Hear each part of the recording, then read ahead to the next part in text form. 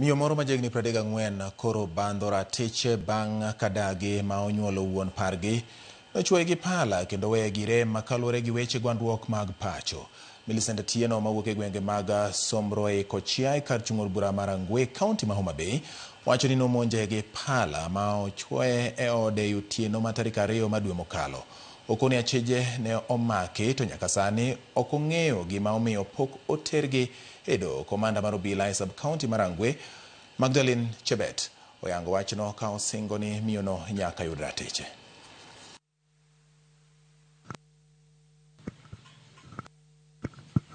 Kochopo tarik 2 dwe mar 2 napo kawinjo jomoko kadonjo ei ot. To ne ok ang'eyo ni gin jomage, pacha noparo ni gin nyithindo ma odno. Bang'e kokaw dakika mathis tapo ka gimako lweta, jomoko mako tienda. To dayo monyuolo chuora ema neno ka chwoya pala e bath thunda kae. Koro kodwa nonuo tago nduru to wuode owuok kuma ne ninde.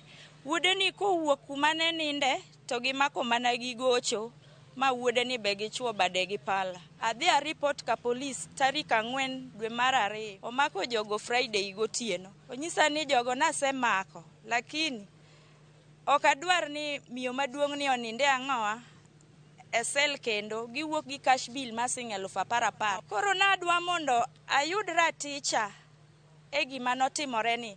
Nikech ochwoya pala, an sani onge gimoro amora manya timo. Ok anya dhi kata puodho. Gige gabe giting'o, ID na ne nie bag, giting'o te, gik ma uso te giting'o. Koro nakwayo mana mondo ayude raticha nikech koro polis mane nigi kes na cha olokore jasika. Moko kuom jopiny mawuok e ward ma North Kabuoche kar chung' od bura ma Ndhiwa owuok oko kadok ne MCAs margi Boaz Kiri e wi ondamo mane od bura mar kaunti ma Homa Bay okawo mar gole committees mag od burano. MCA ma North Kabuoche ward no en achiel kuom MCAs 4 manolony e committees mag od bura juma mokalo. Ok wang'eyo gima dhi mbele assembly kanyo. Wawinjo matek mokalo. Kendo gino ok morwa kaka jo North Kabuoche. Yes. Wagombo mondo wayud dongruok nikech kokalo kuom Raymond Omolo waseneno kata pi kokunywa e dala mar Okota. Mine tuomo pi kendo mine modho pi maler. Mine sani ok wuog oko kogwen kendo chwagi mor nikech gibede ot nyaka piny ru. Kendo gima mi itamo Boaz Kiri mano ma iero gombulu mane ok ogwel. Tiyudo ko mi mama mogwel omi pawa komiti 12 to Boaz itamo. In ng'ama chung bedo pile pile e orindi kagoyo buch Boaz mondo migole committees mag county assembly. Kasti chaki chung gi pepa ma undike no kidhi lando ni kanyo mondo mi owuoge. This time round Kabuoche ok dwari kwanyise ni mondo mi odhi ir Raymond Omolo mondo mi wayudie gimoro e national government. TDA kendi finye moko yue. Omiyo chunywa li. Oro ne yumole mani od bunde dwano diknu nyithindo to Boaz Kiri mosiepwa kendo man wayiero dhire mondo kel madongruok. Tigole komiti mano be dongruok. Omiya konu ni jomo riembo Boaz komiti warito kura wane ma wan. Jodolo dwaro mondo piny owacho oketa maino e puonjo oganda ber mar rito alwora mondo konye kedo kod lokruok mar chal kor lwasi. E kinde ma ute mag lamo bende dhi nyime kod siro chenro mag piny owacho mag kedo kod lokruok chal kor lwasi kamoting'o pidho yien. Jojuma nigi mathoth. Ng'wech ma kedo kod lokruok mag kor lwasi pod dhi nyime pacho kae. Ka migepe kod mopogore opogore dhi nyime kod keto kendo jiwo okenge mathoth e kedo kod lokruok mag kor lwasi e pacho kae. Kanisni bende koro ok odong' chien e ng'wech ma kedo kod lokruok mag kor lwasi e kaunti ma Migori. Wadwa ensure ni wa empower the community mar pidho kata chiemo nikech wayudo ka nitiere nok mar chiemo. We've been able to capture all spheres of environmental activities. We've been planting trees as an organization.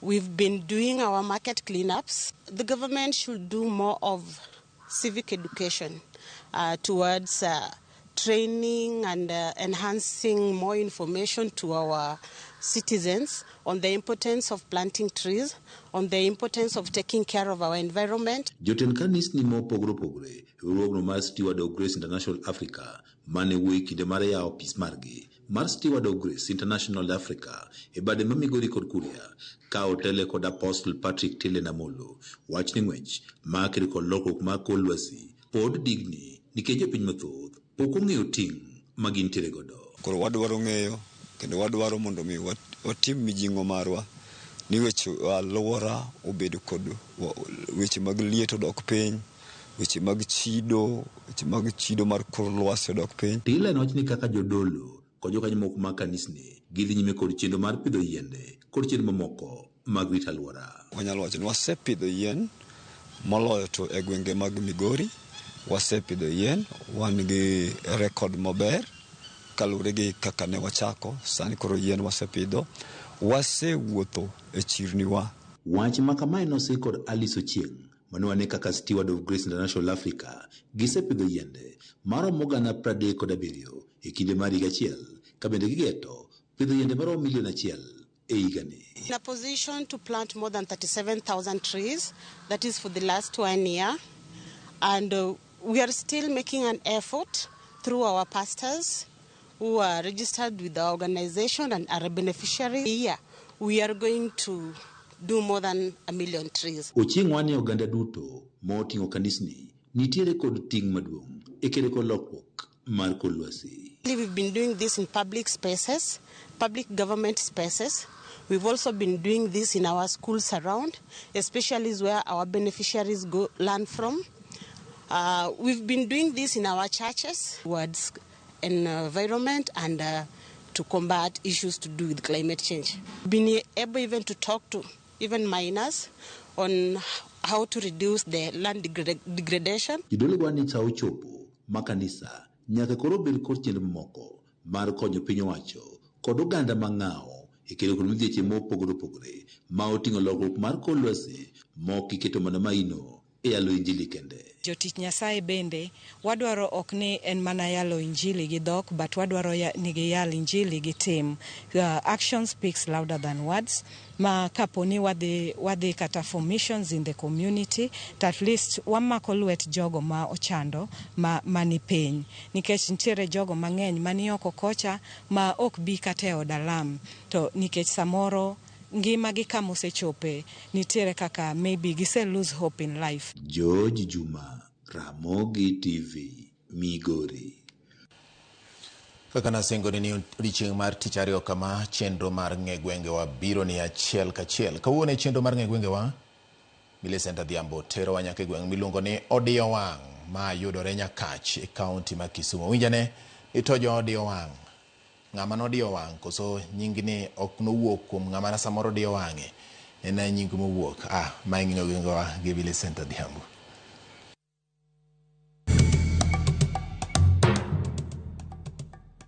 Nyakwara moge ajuang machiegni kendo e tielo machielo.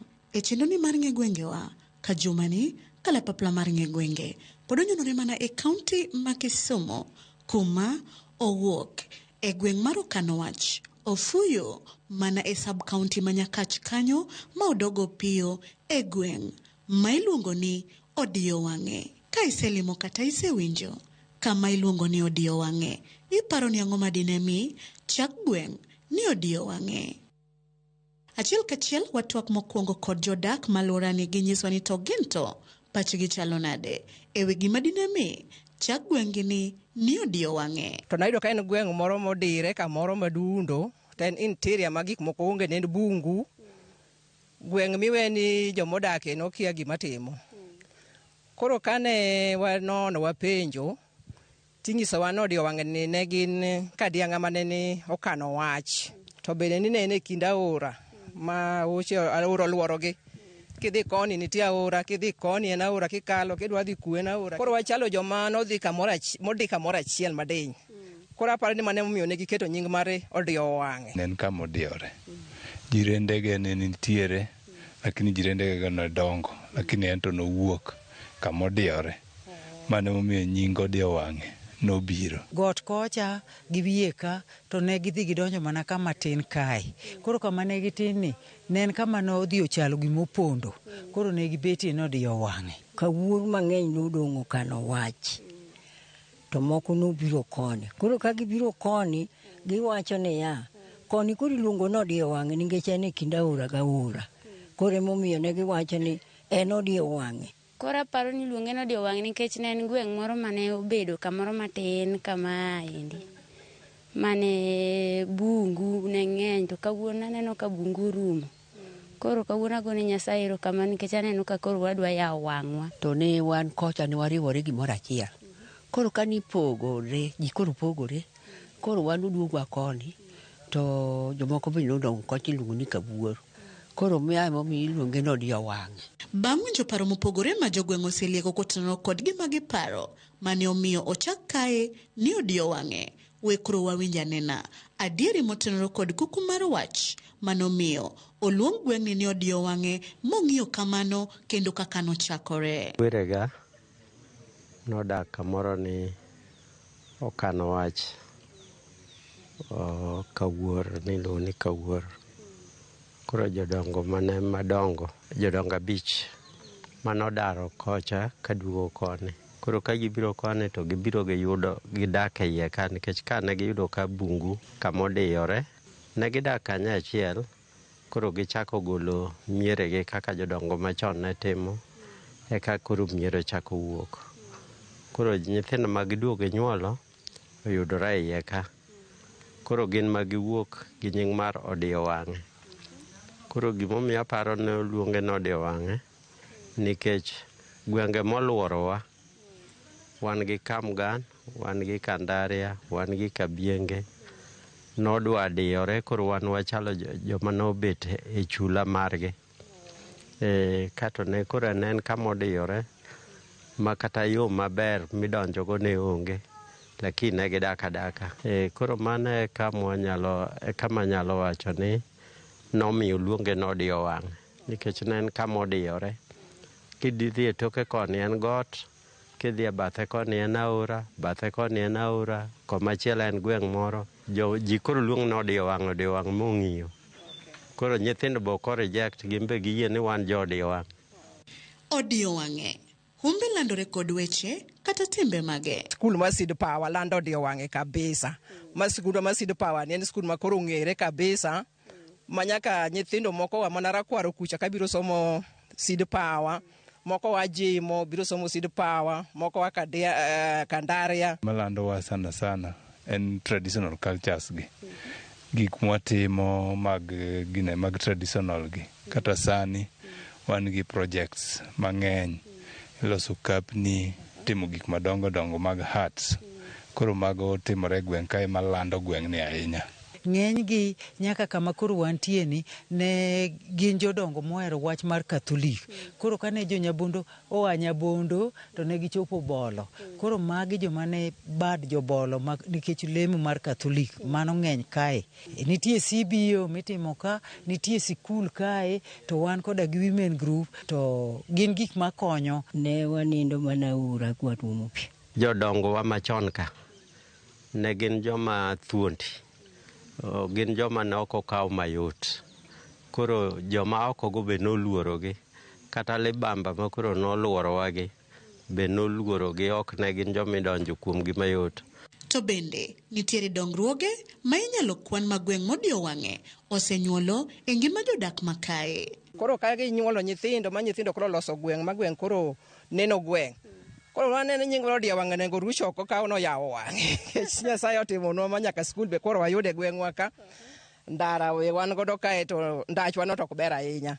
Dongruok malich ahinya ma dang' wawachi to mana skul ni ma koro dang' wabed godo e maduong' ma wan godo sani. Kaka gweng'wa ni kaka odiyore matin kama, dongruok osebiro sana kokadho kuom skul. Wan gi skul machiegni ka miluongo ni Seed Power. En bende ogere kwaneno kwadonge iye ka. Koro en bende odhi mbele. Skunde moko be nitie majirani mano chakore ka Koriang'. koro gin bende gin sikunde ma jirani mantiere ode wang'e kae. Gima miyo dongruok ok bed maber ahinya, kaka wawuotho ok yot ahinya nikech onge ndara, kata kia sondo gi gik moko, mine ma uso tek nikech wan e chuny piny ahinya. To ndara onge maber madang' mi pikipiki ringi makonywa kata mitokni ring machop kone. Kawuono aneno ka bunge kawuono ji ogedo, project omedore, skul be wan godo, nyithindo nyalo somonwa koa kuonde mopogore opogore. Koro aneno ka koro kawuono wayawo wang'wa, wan gi ler. Sani koro aneno ka onge kama inyalo yude od lum kata yani ot ma hivi ji otemo gero udi ma abit modern, ok giricha ahinya, but gin kuonde ma ji nyalo dake. Koro dak no dhi opogore gi jok mane wayudo chon mane pod mana gi round gine udi moko ma round mane mag kienyeji ma oaidho gere gi undo kata gi lum. Kata obedo ni jogweng' kwano dongruoge achiel ariyo adek, rem kod kwayo mage magin go magigombo ni okele alwora ni ma odiyo wang'e mondo gweng' ma odiyo wang'e odongre ometni ochal kod gwenge mamoko. Osiptal waonge gor, walawo mana osiptal Kandaria, kendo wadhi mana bolo bibor kodwa, kata Nyamarimba, kata Papo Nditi, mane kuma yude osiptal. Ma kata ng'ato tuo matek to wan gi chandruok mondo wachop bolo. Koro karwa kae wanyalo kwayo ka sirikal nyalo yie to mondo omiwa wabed gi osiptal mama wan godo machiegni, ma kata ka mama moro dwa konyore wacho ni nitie to wanyalo ringo wachope piyo. Kech sani mondo mi wachope osiptande go chulo nyaka wang'nwa manja pikipiki madwa teri kuro ten pesa. Koro wadwaro ni to kata stima. Kech sama stima ni e gweng' ji nigi stimbe to ji yudo kaka gik magitimo nyalo bedo mapiyo. Wan gi mine ma oti kae, moko ok yud pesa mimiyo jodongo, nyithindo ma kiye moko ok yud konyruok maber. Koro mago kwayo ma wan go ka sirikal nyalo konyowa to timonwa mondo wabende gweng'wa ni obed gweng' moro ma owe luonge no dio wang'e. Koro luonge no yawo wang'e ka sirikal bodonjo do kata ma center waonge go. Center nyaka wadhi mana Rambe, nyaka wadhi mana Kano Wach, to gi moro matis ni Kano Sume. Koro gweng'wa ni neno kotimo kite. En kitego koro bende tamo e timo weche mag farming. Pur gini gikwada puro to nyaka wagol kidi, kata kidwa ger gimoro e skul to nyaka gol kitego, koro bedo expensive. Kata skul onge gi pap, koro mondo wayud kata pap kamoro, koro sirikal nyalo konyowa e that. Koro wakwa sirikal kata mana joma tiyo sirikal gikonywa gi kaka inyalo los ndara mabiro nyako dio wang'e ka. To kendo wadwaro gik ma pige onego medwa pi, mano chandruok maduong' mwan go kae. Center be waneno ka tin, kwa wuothi kwa dhi nyiewo gimoro to wadhi nyako Kano Wach kata Rambi. Koro miwa center moro kae endi mwanyalo konyore godo. Pigi yo mwakwayo mondo Nyasaye oyie to omiwa pi. Waremo pi, waremo gimoro amora, gik moko duto waremo. Ndara be nyo waonge go. Pi to gi yono maka pani major things maka ji oyudo to gine basic ngima ma dhano. Nyakwaramogi, mana kamano gi kanye mwachopo godo e giko matelo makawuono e chenro ni mar ng'e gwengewa. Amor nikech ang'eyo ni sani ka iwinjo kata ka ilimo kamiluongo ni odiyo wang'e to ing'eyo gimomiyo odiyo wang'e nobedo odiyo wang'e. Omiyo medikete mane wang' jowi mari mar Ramogi, nikech ka ema juma manyien bende asingo kendo mar duogoni kod nono mar gweng' machielo. Ka okamano to riti masani Nyakwaramogi, erokamano kuom bedo kodwa. Nyinga Millicent Adhiambo, kata kihero inyaluonga ni Nyaboma.